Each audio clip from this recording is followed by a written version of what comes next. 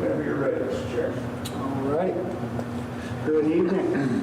Good to see some people here. We appreciate you being here. We, the Planning and Zoning Commission, call this meeting to order at 6:16 p.m. on September 7th, 2021.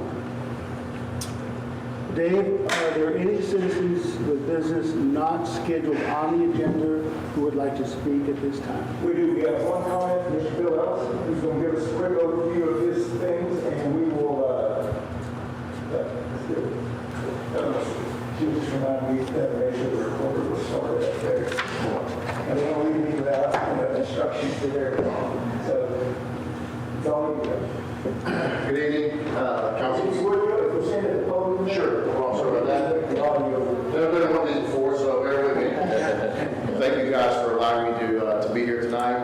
I'm the CEO and founder of ASGI Homes. That's ASGI Homes.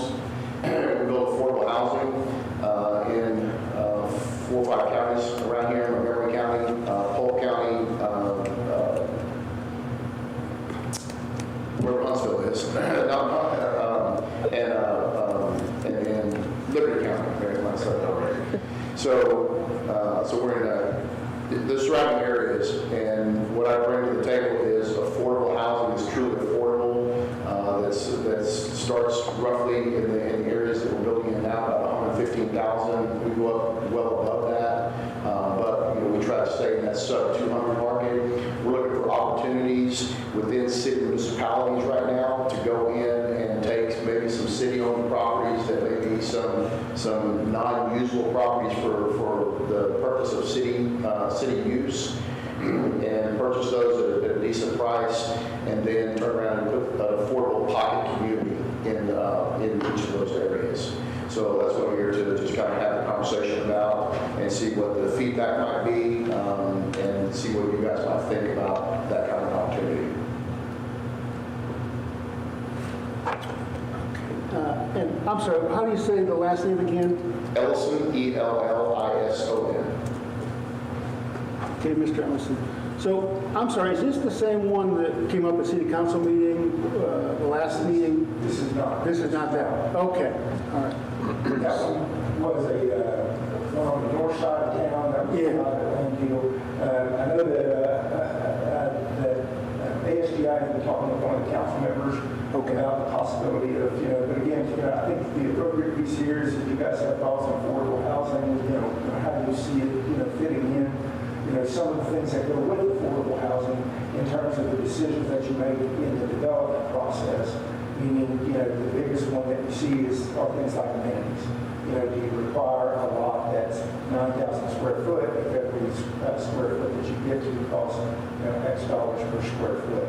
Things like lot sizes, things like, whether or not there's compensated open space for smaller lots, or the neighborhood amenities, how's the, what are your thoughts on infrastructure funding? Or you obviously, again, on something like an affordable house, you don't want to, open yourself up to heavier taxation through flood districts and things like that later. So anything that you guys think about affordable housing, specifically feedback, Mr. Ellison. Okay, and just so we know, does this tie in with somewhat with what initiated this recently through City Council to say we want to look at affordable housing to bring people that can work and live here? Is this? I think these were two things that were moving on parallel tracks, but not all related. Okay, yes, yeah. If I can. Yeah. Okay. That's something that we do bring to the table, is that the working class people who are buying houses, or they generally live within the community, within the particular area, and so it's easy for them to transit, in order to, if they're living in close proximity, then they live here, work here, and so forth. Exactly.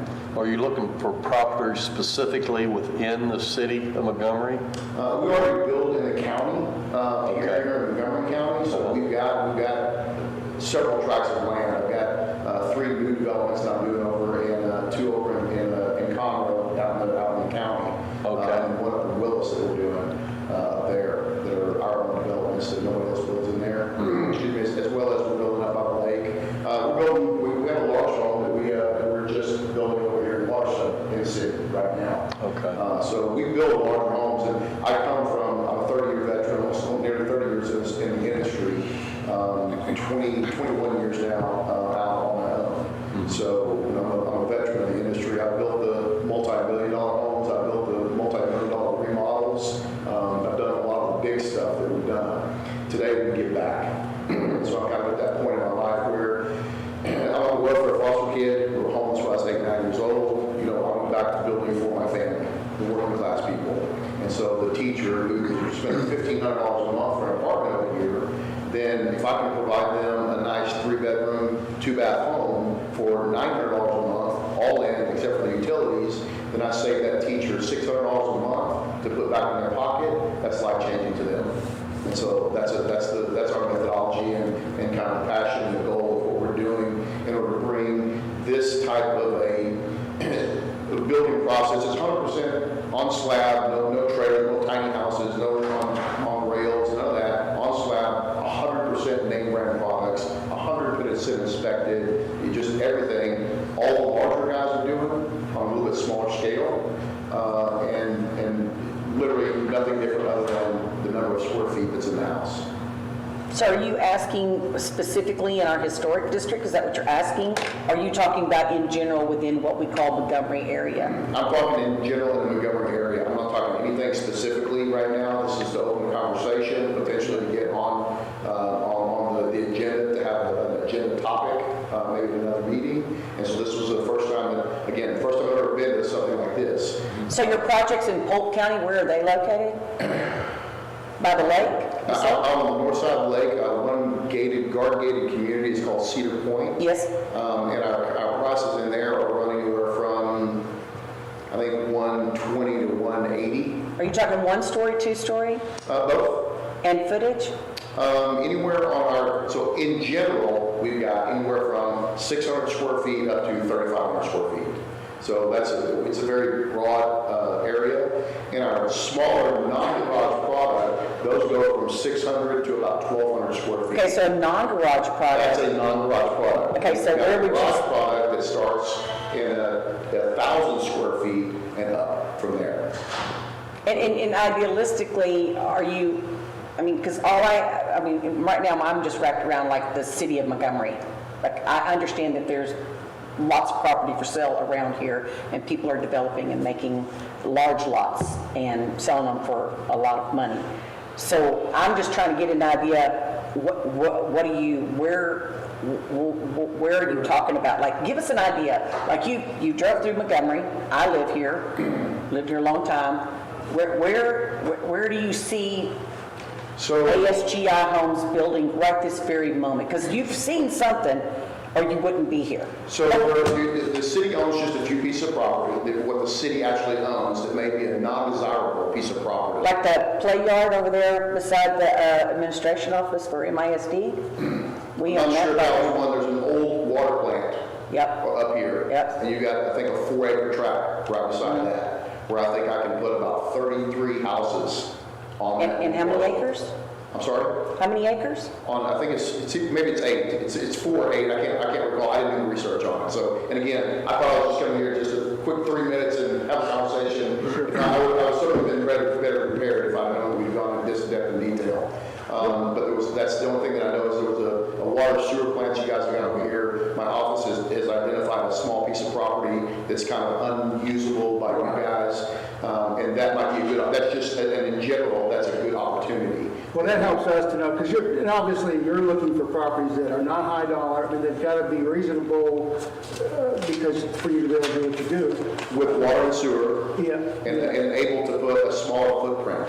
Yeah, that's what I was wondering. Are these conventional loans, or Yes, sir. are they subsidized? Or No. We don't do anything that's subsidized. No Section 8, none of that kind of stuff. These are all about 60% of everything we do is conventional loans.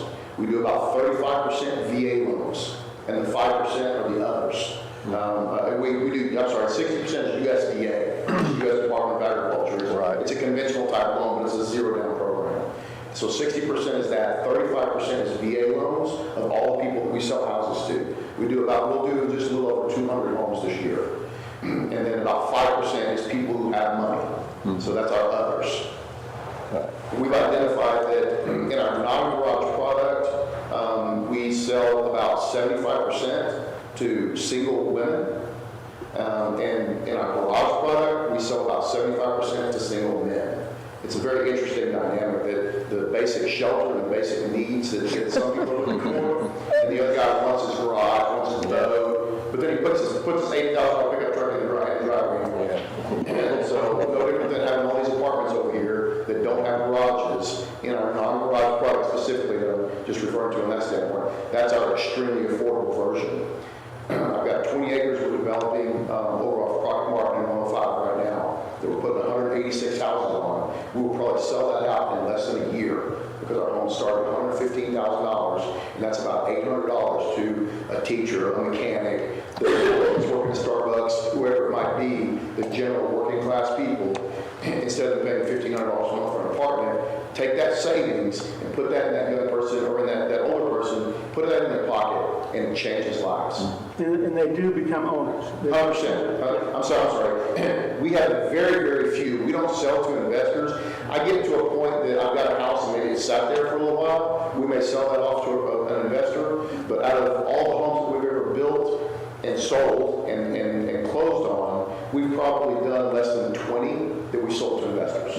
So these are not rentals. These are homeowners. I've got a young person who we sold our least expensive house 2 years ago, a year and a half ago in Lake Conroe Village.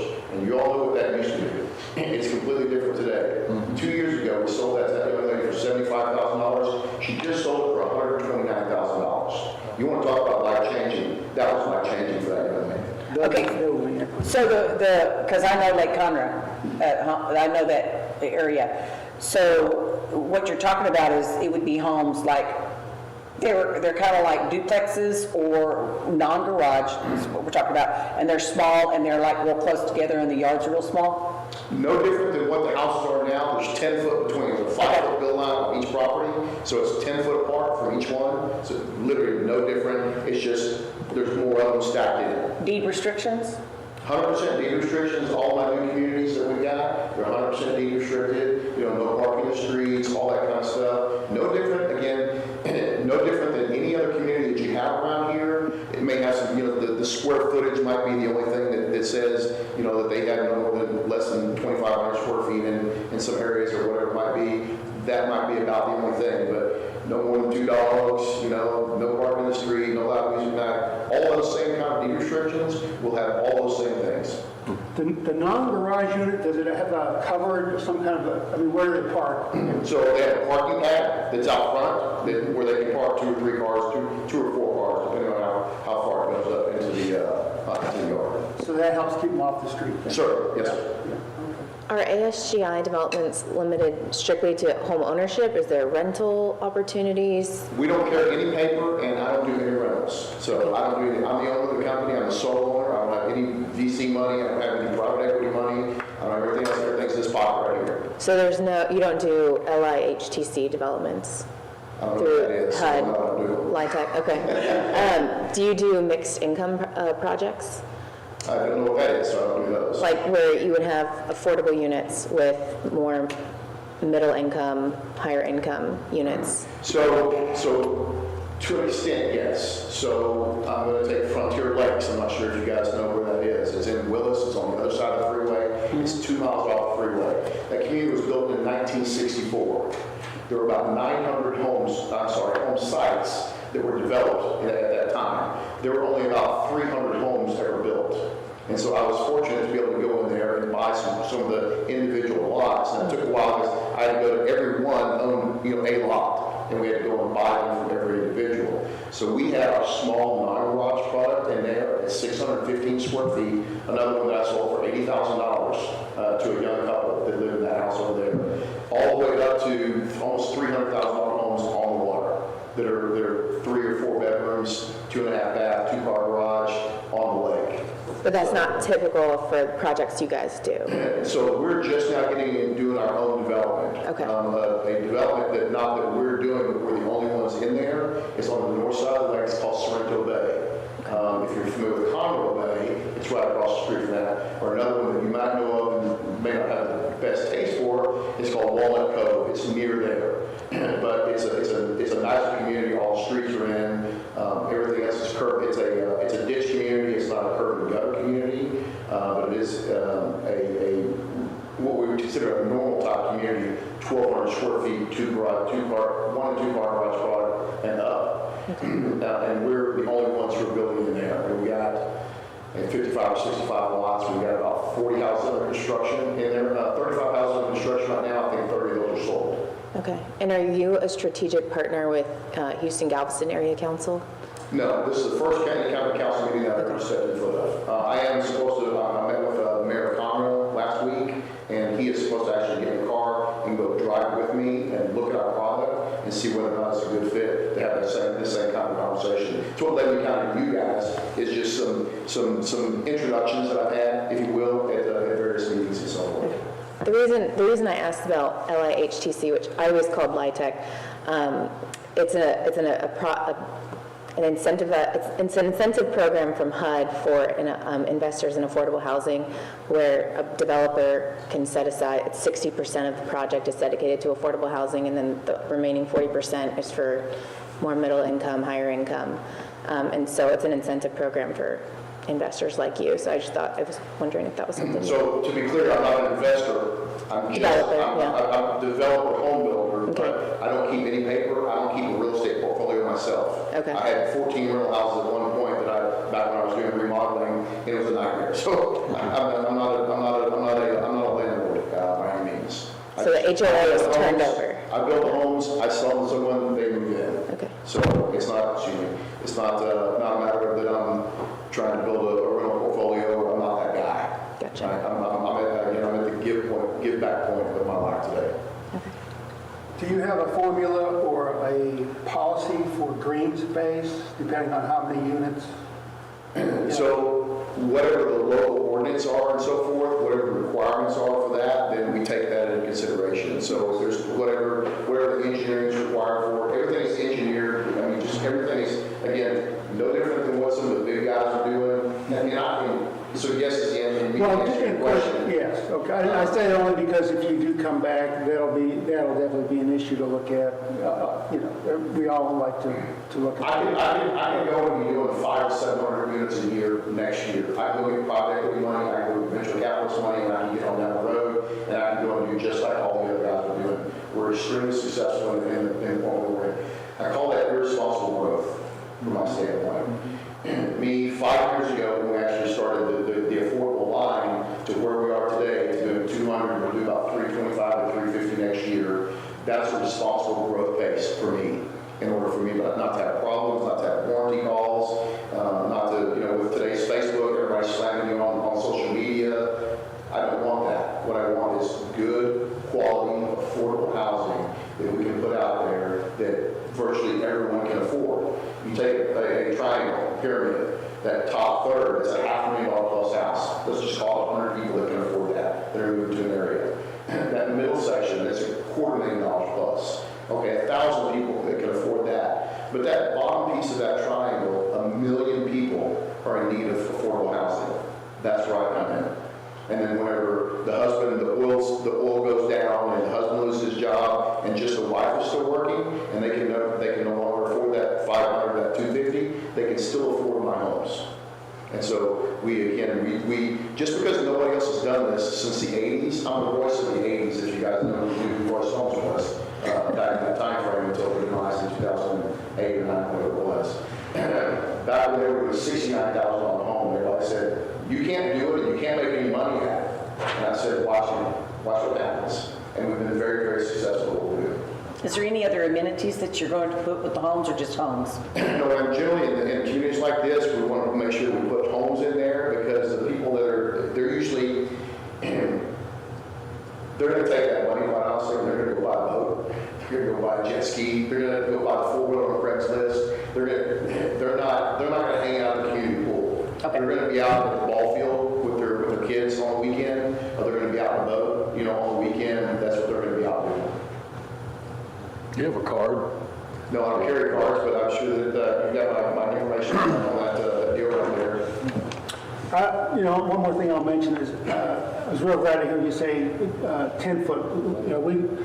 We really avoid trying to have zero lot lines in any single-family homes. It's been done, but it doesn't work very well, so we like to... I'm going to agree with that. It's very difficult to build those on those also. Yeah, especially for drainage. So that shows that, it looks like it can be doable in the real world. The other thing I'll mention is the more units, they always want to look at how many ways in, how many ways out, and we've had to turn some down that just too much density for the street or for the exit. So again, I don't know what the formula is on that exactly, but if you got 100 homes, you got to have at least 2 ways in and out. So generally, we deal with the fire marshal is the one who generally makes those decisions on those kind of things, and it's usually between 70 and 100 is what you want to look at. So I'm talking about smaller acreage pieces that are kind of remnants. This is where I started, I started going into neighborhoods and buying the leftover lots or the remnant inventory of those orphans that were just sitting out there that nobody ever built on, so I forgot they even owned the lot. So those kind of properties are the ones that I'm really interested in looking at that are unusable to somebody else, but it makes sense to me to go and put 20, 30, 40 homes in a little pocket. It's a one road in, one road out situation. If it gets to be more than that, then absolutely we would do whatever the fire marshal says to get in, a multiple access point. Yeah. Tree falls on the road, you got a pregnant lady and she's in there and they can't get out. Completely understand all that. And you're here tonight just to let us know who you are, or you're presenting what's something, if it goes to city council and it comes to us and we need to do P&Z on it, then you're just introducing your idea to us. It's a conversation we have, first of all, and then, you guys, obviously, you see each other around the city, you start talking to your friends, you start talking to whoever, what do you guys think about that? And you're going to have some of the NIMBYs, not my backyard. You're going to have some of that that's going to happen. Completely understand that. It doesn't have to happen. I'm not going to do it over here in the historic district, right next to the nice big beautiful homes. I'm not going to, that's not what my plan or intention in any way, shape, or form. I want to do kind of pocket, little tucked away kind of areas, that are not that I'm hiding anything, or not that I'm trying to hide those homes or hide those people by any means, but something that just allows us to be in that affordable realm where we can provide a different service that no one else is doing. There's mom and pop, and there's Chuck and a truck, and there's Jose with the hammer that's out there that's doing what I'm doing, but none of those guys are scaling up the way that we are to provide a true fit for that niche that just is not out there today. You gotta buy affordable properties to make your homes affordable. Yes, sir. I mean, you can't go out and buy a $60,000 lot. Not put a $100,000 house. Right. So I understand. Yeah, exactly. That does fill a niche that we need, because it sounds like you're trying to fill a real need there. And because as we grow and try to bring in more jobs, we'd like to see people live here, work here, be able to work here and live here. So. As well as all that support, right? So you can bring the big companies in and they can buy the big houses and all that kind of stuff, but the people who support them, the restaurant workers, the Starbucks, the car salesmen, whoever, the other people, that's all that support staff that's around that, that's built around that. The manager of Waterford down here, not here, but over in Colorado, bought a home from us. So you see there's a definite need where I had a 65-year-old hairdresser had never owned a home in her entire life because every time she got close, the bar moved, right? And she never could afford it. We spent 2.5 years helping her through credit repair, getting her taxes done, all the things that people neglect because they really don't know how or they've never really been shown how. So 2.5 years that we dealt with her. We finally moved her in a home maybe a month ago. So again, this is a very, very much a passion of mine and what we're doing today. I'm not doing it for free. Don't get me wrong. I'm not doing this for practice. I do it for a profit. But at the same time, there's a huge amount of give back that we are doing today that virtually nobody else is doing. Right. Well, we appreciate it. Obviously, you have a background. You know the industry. And I will just mention City Council, I know, has been looking just recently at this kind of thing. So I think you'll get a lot of support because, again, you're filling a niche, a need. Yeah. Thank you for your time today. Appreciate all you guys. Thank you.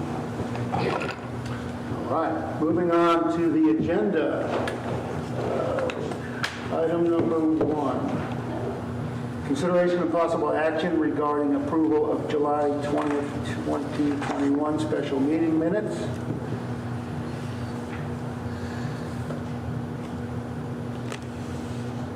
I'll make this quick. I'll make a motion to approve the special meeting minutes of July 20th, 2021. Second? We have a second. All those in favor say aye. Aye. Those opposed say aye. The motion passes. Thank you. Item number 2, consideration of possible action regarding repainting the exterior doors of 14356 Liberty Street in the Historic Preservation District as submitted by Canberra Drummond, owner of Rustic Cashmere Gifts and Antiques. Members of the commission, as I mentioned earlier, Ms. Drummond is absent with a sick family member this evening, but you have in your packet the information that she had submitted based on the make of it. She wanted her doors to match the doors next to her at the Center Junction. Not to downplay the importance of the color change in the B to Z. It looks like it's a blue door that's going to be a blue door. So, Different type of blue. Sage blue to be exact. I move to approve. I second it. I drove by. The door needs paint. It's a nice blue. All right, we have a motion and we have a second. All those in favor say aye. Aye. Aye. Those opposed say aye. The motion passes. All right. That'll look nice. Item number 3, consideration of possible action regarding replacing the ad copy of the sign at 301 Prairie Street in the Historic Preservation District as submitted by Kimberly Baird, owner of Montgomery Quilt Company. members of the commission, I think we have Ms. Baird here. Hi. Again, as I think that I mentioned in the memo, this would normally not be something that would need a city permit. In fact, it does not need a city permit because we look at it as just replacing the advertising copy of the sign. In the historic district, again, there are no size requirements for signs. They can be what you guys describe, and I'm certainly at the risk of, it won't sound like I'm giving you suggestions, but if you said, well, I don't like the existing size of the sign, you're not locked into the size of the sign because it's existing. I don't want to point that out. I have no reason why I think the size should change. I just want to be clear that you're not locked into this sign because the sign is there. Is the material the same as the one that's up there now? It is. Yeah. Yeah. And I drove by because my concern when I first saw this, because I've seen you put your sign up and everything, I was real excited. So I wanted to stop at the stop sign, which the white line is there. I wanted to make sure that it didn't block the view of oncoming traffic, and it doesn't. And it's not distracting in any way right now the way it is. And this doesn't look to be anything, actually it's a little more colorful, maybe bring the eye to you and say, hey, what is that that's really going on over there? I like the sign. I move to approve that she gets to change the sign. Second? We have a motion and we have a second. All those in favor say aye. Aye. The motion passes. Thank you. Thank you for coming. We always appreciate that. And we look forward to seeing it up. Best of luck. You painting the post or anything? You're just leaving the post the same color? You're just sticking a new sign on there? I'd love to paint the post blue, the same blue that's in the sign, but I didn't think to ask for that.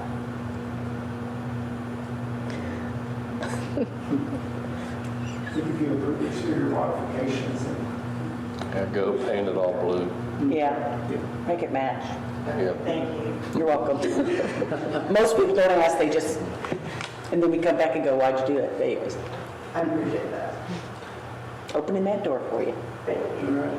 We look forward to cooler weather and people walking around and coming by your shop. And I want to get it done before the quilt walk, so thank you all.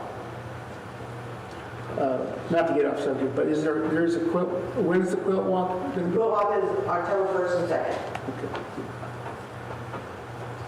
Great. I know there's a lot. In your next water bill for more information. All right. I think you'll have a good turnout. Okay, thank you. Item number 4 on the agenda. This is a presentation, not for action. Presentation on proposed attic office conversion project for 208 McCown Street in the Historic Preservation District, as submitted by owner James Burns. Members of the commission, you have this information, and we have the owners with us tonight. This is James. We can talk a little bit about the recent owners of the building without stealing his thunder, but looking for more options. And with that, he says hello. We do have a couple newer images than what are in your packet. You'll notice they're very, very similar, so we're not springing anything on you at the last second. But yeah, good images. Thank you. First of all, I was wearing a t-shirt. My son is playing the district tennis tournament on their high school wall. They're cheering on the wall. Just came from there. So, as they mentioned, my wife and I, about a year, we bought the house in May, June timeframe. We love the little building. We're big fans of the historic district of Montgomery. And there's an underutilized attic space there, about 1,400 square feet. So we're like, okay, we're full up, our tenants are like, we need more space. And so we said, well, we have underutilized space here, the stairs going into it already. The first thing is we need to open it up with some light. And so we're brainstorming, okay, you could put a skylight there, you could put dormers there, etc. But before we kind of went down one path or another, we wanted to just, connect here and communicate to say, we said, James, there's no skylights in downtown. I'm like, okay, well, we know that's not a path we should go down. So if you look at the presentation that I put together on proposal number 1, the top picture is the way it stands right now. And in that middle picture, we were thinking we were going to add just one single window upstairs, but talking to the air conditioning folks, we think we're probably going to have to put 2 on each side of that middle there. So that's why we have the third picture there. So that's the first. Is that an exhaust that's existing Yeah, now? that's there right now. So where are you going to put We're going to that? have 2 exhausts on the side there. We'll have 2 exhausts and then the 2 windows, because we need spaces for people to get out, there's fires. And I can't remember, the stairs are in them in the back room? They're in the middle, actually. They're in the middle? Yeah, so where you go into the building, where Yep. the restrooms are. Yes. There's a door there that goes upstairs. Okay, I've just never been up. Okay. And so currently, it's just an attic space with storage, Yeah. storage items there? Actually, the middle of it is kind of already done. Yeah. But we're going to make it a little wider, and then the side parts are just open attic. So we're going to basically finish out the whole thing. With, How tall are the ceilings up there? I don't know if you have an idea. So it's like this, and it does slope. So it's Yes. not like inside like this. It's got some slope to it. Okay. We haven't figured that out. So. Okay.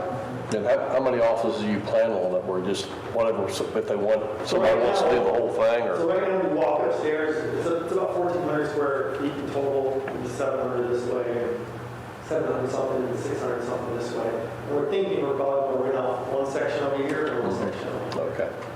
But someone may want the whole thing, we're just going to finish it, and then our tenants are saying, hey, we need more space, and we'll go to our existing tenants and say, okay, this is what it looks like, how do you want to finish it out? So office space, like go up and it's one office and then on the other end, the other office? Or is it office with cubicles in it?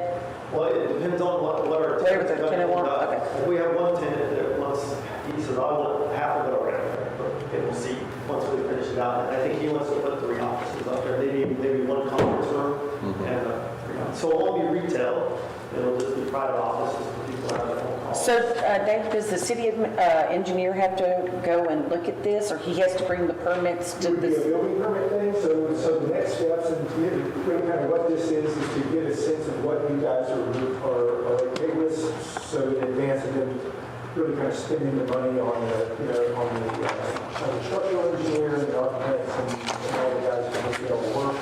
So you still have to go through the permitting process, and you still come back for a formal approval from DOT once he, kind of settles on the design. But they were really, at a crossroads where they found, a couple different options that could work, and just wanted to make sure that the commission, didn't feel strongly. Well, when I drove by, I didn't see any attic space, in my opinion. I was not going to really get out and crawl around or whatever. So in my mind, and I'm glad you brought this picture, because this really answered some questions. So it's kind of like a galley up there. Yeah. And so what you're going to do is you're going to add these dormers. That will give it just a little bit more room. Are you going to widen anything? Take The real question that I'd like to from folks is, I think there's two ways to bring light. One, skylights, right? And we were thinking that's probably not the window, but the more we talk to folks, and you'll see there's a resident there somewhere. I think what we'd like to do now is put those dormers, shed dormers. We'll bring in more light, and you've got windows there. But again, we need to get guidance. Is that height going to come up to the building next to it? So the slope is there right now. Right? Yes, so where's the the... dormer won't go above. You still have to have a slope on the dormer, Yes. so water can drain off. It won't be any taller than it is now. Yeah, okay. Because I'm looking at the window, and I know upstairs at the restaurant next door, and I was like, Yeah, and trying to figure it out. The rendering there is the shed dormer is on the other side, because we can't get a picture of it, because actually, you can probably put dormers there right now, and you wouldn't even notice, because there's trees covered up and stuff. Well, you're not going to see it because of the building next door either, so. Yeah, but we want to get guidance from you folks. I think the best use of space, you would probably go with the dormers versus the skylights. That's our preference, but again, we wanted to get guidance from you folks to say, okay, yeah, this makes sense, continue, and we want to get some, professional drawings, et cetera, and make sure we're on the right path, and we'll come to you for formal approval at some point down the road. so is there anything that he would be going against by doing this? It's his space, he can do what he wants to with it within the ordinances of historic? So within, compliance with all the building codes, Okay. there's nothing at all in terms of the commercial zoning district or the historical, ordinance that would, make this not work. Is this an actual historical building? It's not. It's just in the historical district, and you want to keep within what we're looking at? Okay. All right. 2000 Is it metal framed or wood framed? wood, right? It's wood with carbon planks. Yeah. And no. Okay. And the metal roof will remain? Yeah, so we'll have to either, I don't know exactly how we're having discussions with the roofer, if we're going to use that roof and kind of bend it up, or ability same style. Okay. So you're not deviating from what you're doing, you're just adding extra space and giving light coming into the building? That's right. Okay. My feedback is I like the dormers as opposed to skylights. I like the dormers. Good. But I like Skylight the just idea. to me is gonna, Yeah, they're it's an spending your accident money waiting to for you happen. already. Sure. So it sounds like you guys are fairly open to Yeah. kind of any, to what works within the boundaries of, kind of what we've seen. Yeah. Right. Improve our downtown, give the opportunity for other people to come in and, have business and be able to work from inside. Maybe we'll get a good lawyer or get something upstairs there. Yeah, okay, well, I appreciate the guidance, and you'll see it maybe in the next 3 months. We'd like to try and get it done by the end of the year, so. Okay, great. Thank you as well. Thank Thanks. you. Like you said, good use of the space. All right. Good discussion. Moving on to item number 5 on the agenda. Consideration and possible action on proposed home renovation for 825 College Street in the Historic Preservation District as submitted by owner Justin Elliott. Right, guys, we've got Mr. Elliott and Hunter is here with us. You may have heard this, we looked at your privacy fence a while back. We're now looking at, as it gets a little bit further along, he is going to look at wanting to replace the existing wood siding with hardy. The windows, I didn't put the windows on here because according to the homeowner, it'll be an in-kind replacement, meaning that they're not changing the look or style of the window when they change them. You wouldn't need any approval to do that. And he wants to replace the metal roof, which is existing, with composition shingles.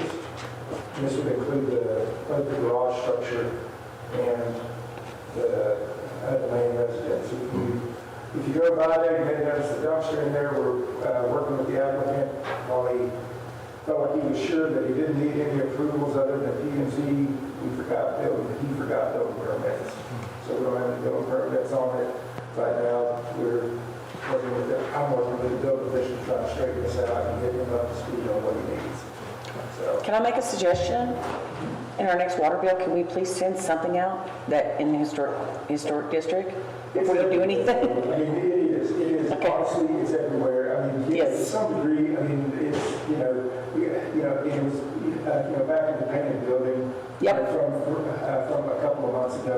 It's, you can only do so much. The city only has so much responsibility, in my view, to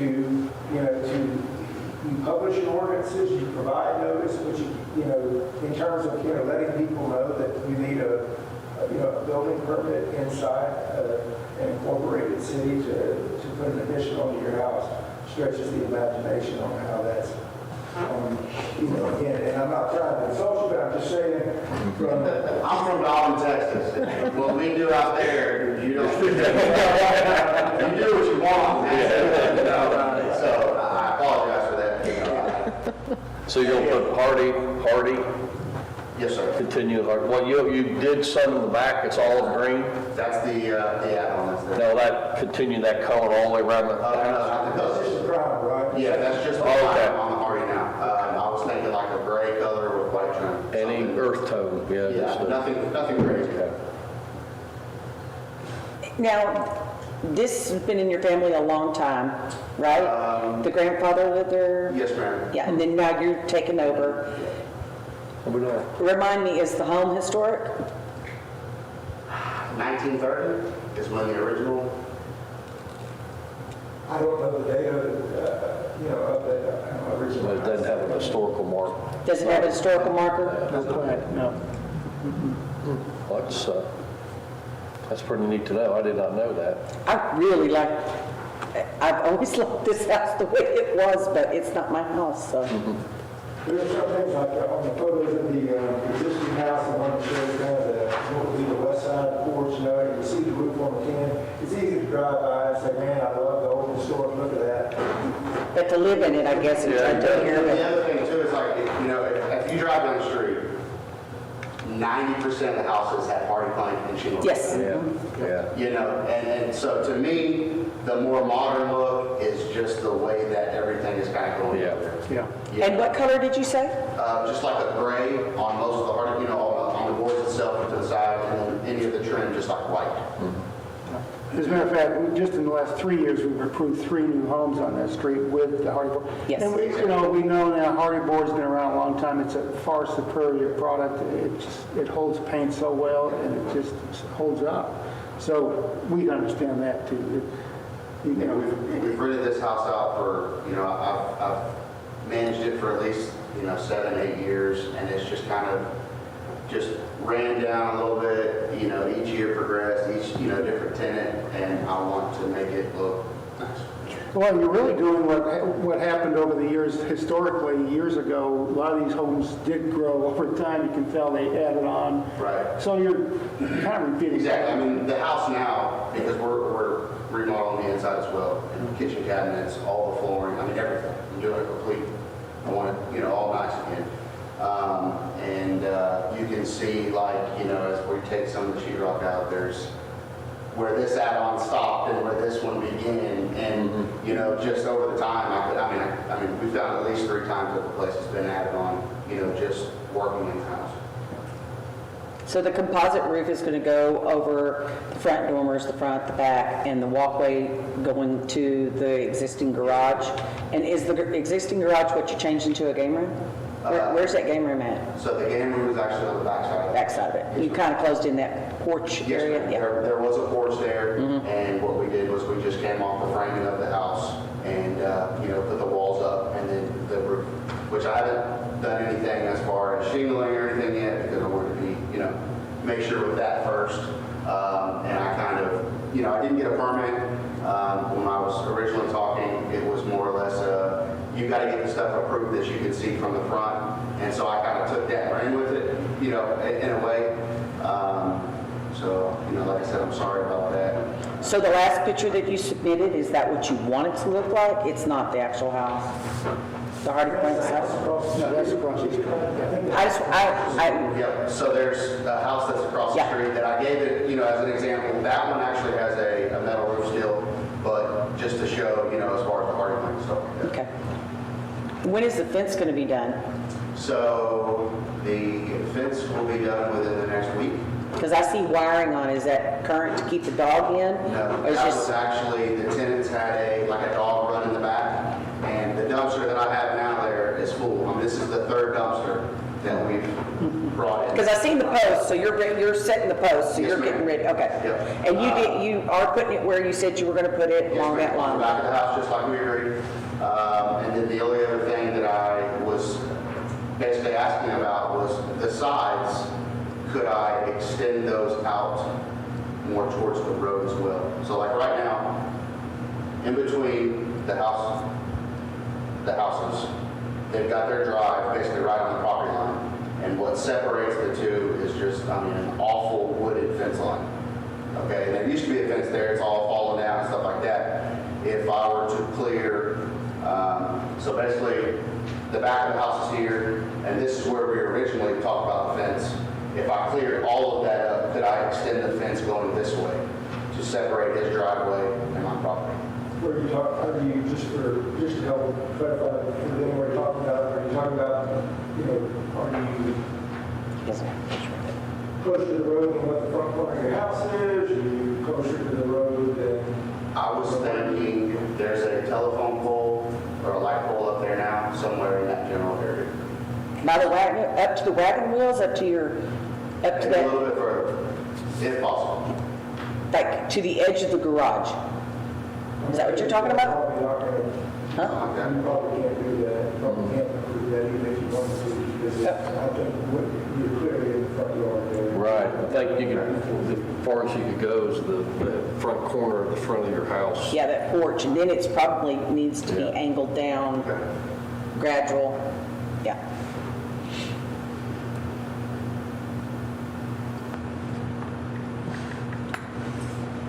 When is your project supposed to be done, or when are you trying to do all the siding and So roofing? right now, the contractor is waiting for me to say, yes, we can do shingles, yes, we can do hardy plank. That's kind of where I'm at now. They don't want to do any more interior work until that area is closed off. That's where we're at. Is there any delay because of the building permit for what he's already done? And it's not a hard thing to go back and, get right. It's not, I don't have any reservations or, thinking about that that somehow, getting the permit would be some issue that would affect these modifications that you're looking at. What are you doing with that front porch? Are you still leaving those rails the way they are? You're going to remove those rails, huh? Yes, ma'am.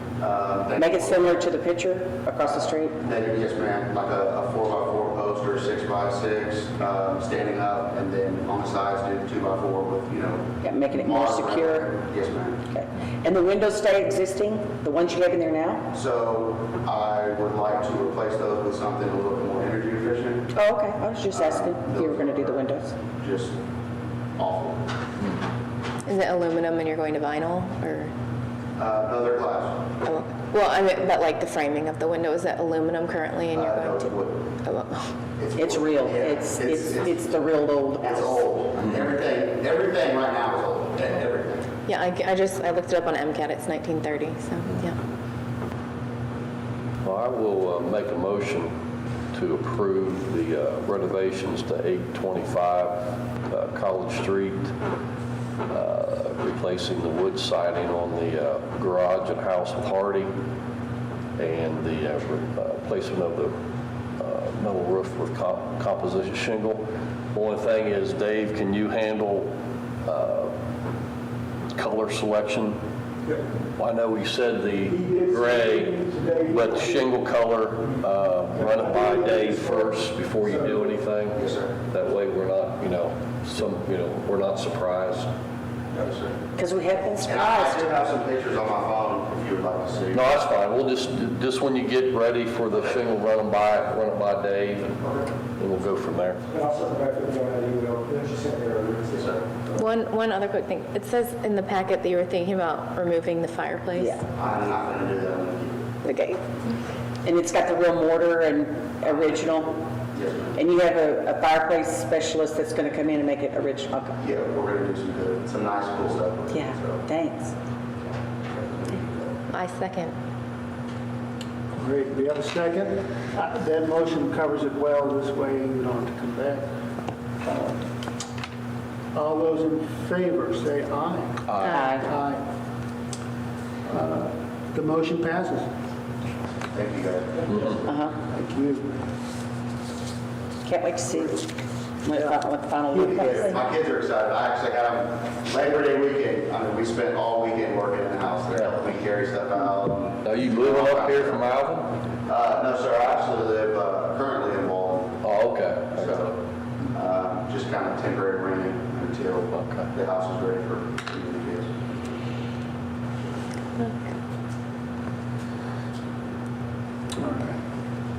Awesome. Thank y'all. Y'all over there. Jim? Looking forward to it, thank you. All right, item number 6 on the agenda. This is a presentation only on relocating a historic home to the Oaks of Montgomery property located at 202 Prairie Street in the Historic Preservation District. This location, this may happen, so I'm going to loop you in. Miles Marks, the owner of the Oaks, he's owned the property for probably 10 or 12 years. When he got the property, it was zoned single-family residential. He knew he wanted to do an antique type business, and he had a real estate office, so he's going to do a real estate office in there. Instead of a special use permit, which in hindsight seems to be a perfectly appropriate thing for that use, he got a planned development agreement, which is the same thing that Buffalo Springs uses. Yeah. To control 850 acres or to manage that, he's got it for his 2 acres, which is a little cumbersome. It turns out to be one of the things that's in his way of moving this historic home that he's found. So the house that sits on 149 South, it's a little like house on the right-hand side of the road. It's off on a little hill. Way up, the one way back up on the hill Yep, that house. where the movie was filmed? Yes, movie powder was I'll be darned. reported to have been No filmed kidding. in this house. I don't know the problem. I don't know the problems of that story or how true it is. Well, it is, yeah. So this house was built somewhere in the mid 1800s. There's a little bit of a discrepancy. It's been in the family of these ranchers. They've sold the land. The purchaser of the land is likely a developer because that's who's buying hundreds of acres worth of ranch land up here. They don't want the house. So the owners were left to try to find somewhere to essentially, give the house or sell the house or whatever. So Marks, he hears about it, and they said, well, yeah, it looks like it would go perfect because apparently the house maybe even used to be somewhere on his property or in between the Hodgepodge Lodge and him, which is where he's got ideas on, this is where it would go. He's looking for some support, some financial support from the city council, maybe the MEDC. While we don't give out money here in planning and zoning world, we will, be looking at this. If he does find the funding, this would be something that we looked at. And so, again, I just wanted to give you guys an opportunity to look and think about the Oaks and think about a house, generally being located there and then having to amend this. I think that's a pretty neat background of that house. Yes, it is. And then reading the story, if it's the true. And, that's what he had said. Certainly if this deal turns out to be something less than what is billed, he has no interest at all. That said, there's not a whole lot of ways, I think, that he can really, sustain some of at least the claims on it. But I mean, But I'm sorry, you just said, I missed, if it turns out it doesn't, if it's not what they say it is, that it's not this old historic house, he said, I'm not going to move, I don't want it if it's not this old house from the 1800s. When's he supposed to find out?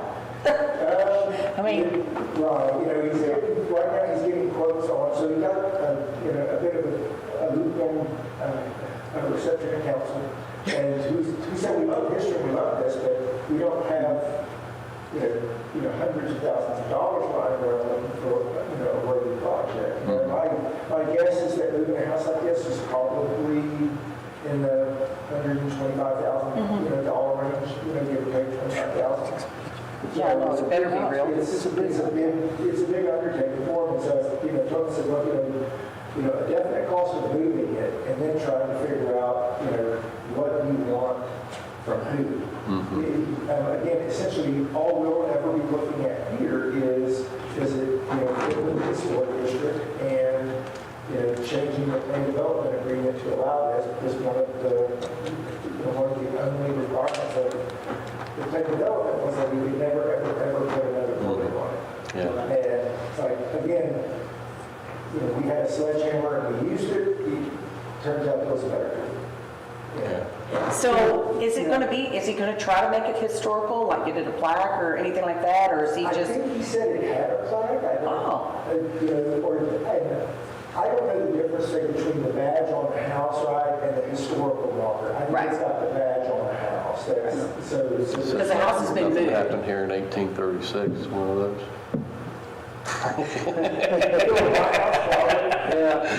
So why is he, if this all comes to be and whatever, is it a residential? Is it going to be another antique? Is it going to be offices? Is it going to be? has he? What's he going to do? What's Bed the and breakfast? long-term Yeah. plan? Is it Commercial adventure, Yeah.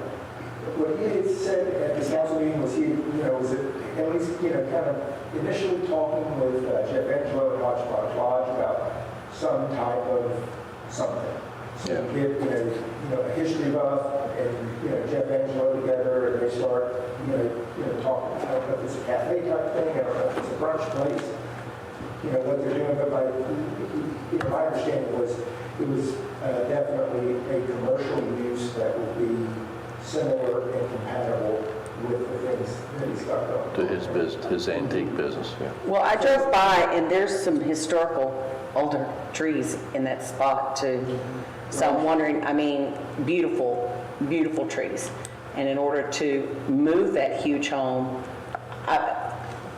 fine, if it all works out, that there's going to be more to just him moving it. That house is going to have to be cut in sections and moved in, and there's trees. Right, and that did come up at city council, the last one, they did mention there's all those cedars in the front can stay, he wants to make it even with the front of the other house.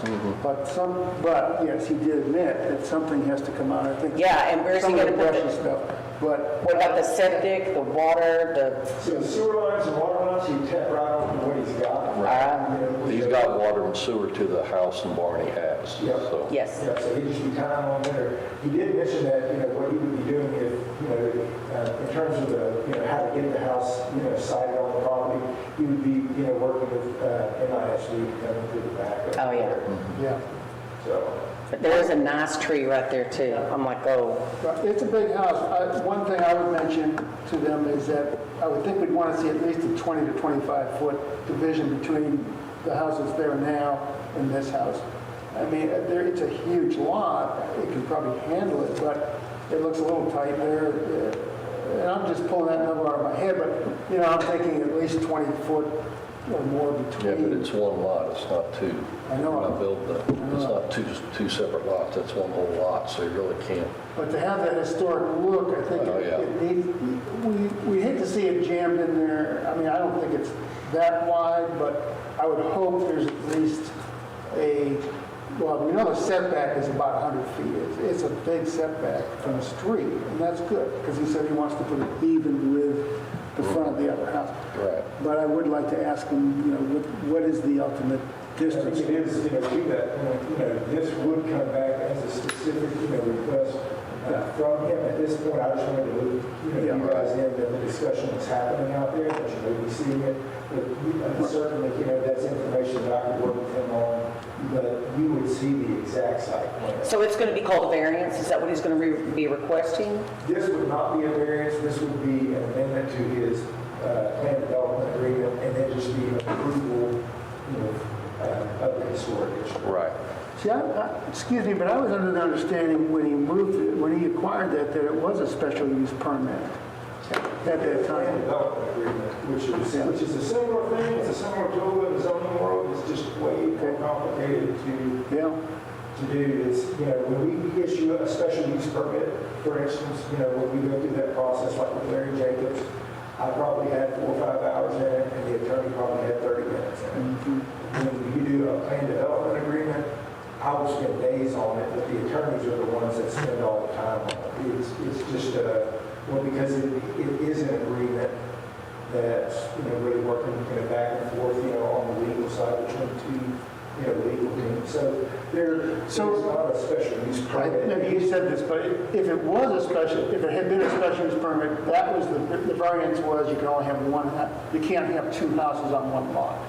But in this case, with what he's got, the variance he's looking for is. So we have to change it either way, whether he had a special use permit or whether he has a plan development agreement. We'd have to change it either way, but that special use permit would be way easier. Why was that special? Why did you say, why was it said only one house? Just whatever? Is that in our historic district?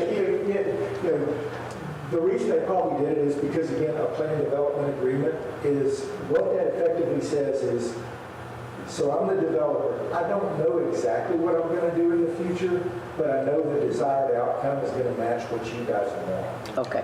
And so I've got more tools to do that. But then the flip side of that is you do have to put some limits on it. And so at some point, someone probably asked him, said, "What do you plan on developing the rest of the property? It's big." And he said, "No, he didn't have any, current plans." And so that, made its way into the agreement as one of the conditions. There's going to be a lot of stuff on that one I think lot. they were probably, again, they're worried about that, really large lot turning into a collection of small little outbuildings, Right. or, try to subdivide it and do something with it. Certainly, I don't think this is, out of context for what, the property is, being used for today. I just found it ironic that one of the only conditions was you can't move a building onto it. That's the one we've got to do. And he has spoken with the Hodgepodge Lodge about getting that close to the fence. Now, and again, I don't think it would be any closer than what would normally be allowed, 10-foot building line or whatever it was, at the time that he got his plan development agreement. But That has to come I think his general idea is just located in between the two properties. But it's more just, it's on the Hodgepodge side of this property. So, but he's going to present, you're just giving this information to us, but when and if it comes to us, we'll know the measurements, footage, You'll have the length, site plan, all that stuff. exactly Okay. where it is. You're just asking us how we feel about it because it's coming. That's right. There'll be the exact number of trees that need to come out, how big the trees are, where he's getting in the property with it. So this is, again, is just kind of a... Yeah, because he can't replace those trees that he's going to cut down, the ones that are there. Well, neither can Philip. I appreciate the idea of it. I think that one of the things that makes the Oaks special and unique is the lack of density in terms of current use right now. And looking at the Oaks, I love that property. I think that's what makes it special and sets it apart. So putting another building, maybe, I don't know if that's the location to put it. I mean, we have all this land just behind him. Yeah, and if it is truly something historic, why, is there a spot in Fernland? Or is he just interested because it's possibility something is in his lineage?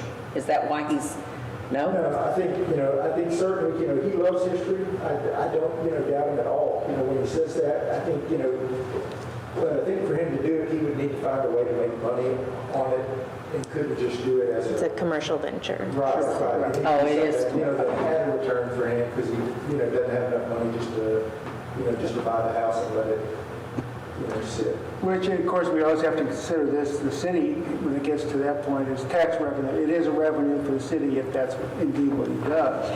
I'm not saying that is a deal breaker, but that, I think what really has to be considered, what we're talking about here, is he going to long-term maintain it and keep it looking historic? And because it's just more maintenance and more. He does a good job on the big house, Oh, yes, he does. so, Yes, true. It's spot on all the time. all right. All right. And certainly, I feel like I've got enough information from you guys that I can communicate this just in conversation with him going forward. I do expect him to be following up with me, just to kind of let me know, what he's found on some of the quotes, and so I can kind of help him. I can get him in front of the council to ask him for money, but I can't help him after that. All right, yeah, okay. And what trees do need to come out? Because I know that that's, We'll be able to, once he's got an idea of the who, then I'll work with him, before coming back here. Okay, well, we need a definite site plan, not just this is where I'm thinking. Again, this is a little bit early in the discussion, so. And drainage, and what's it gonna do when he sits it there? Is he gonna put the pad on it? It's gonna be pier and beam? It's gonna be,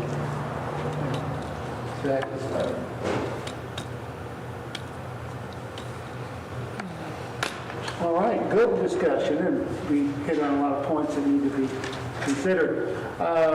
Item number 7, last item on the agenda, consideration and possible action regarding the November 2nd, 2021 Planning and Zoning Commission regular meeting. Then the commission see, our P and Z date is also election day. So we've got a few options. We can either move the meeting up to the community building.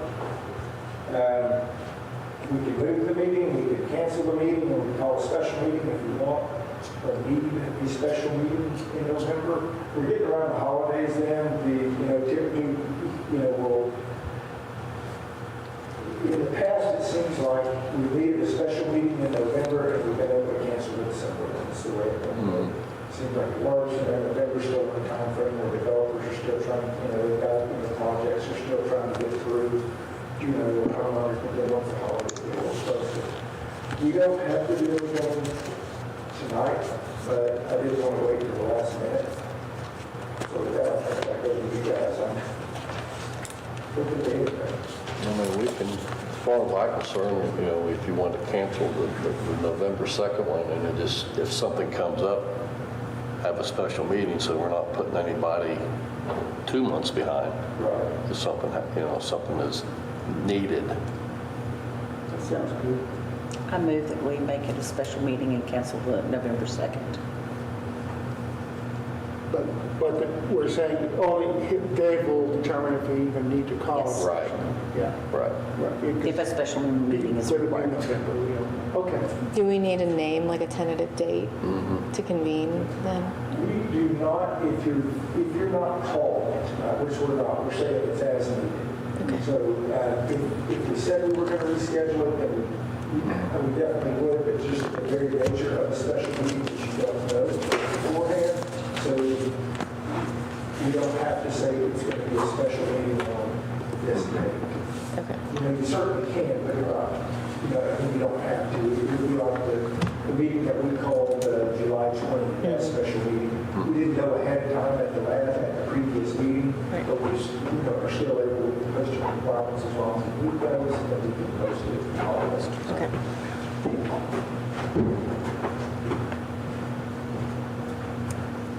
Did somebody second you? Yes, would you say? I was second. Yeah, I'm sorry. I was going to try to do that before the meeting. You got a motion on the... I second. Sorry, My bad. Okay, we have a motion. We have a second. All those in favor say aye. Aye. Aye. It passes. Thank you. I move that we adjourn. Second. All those in favor say aye. Aye.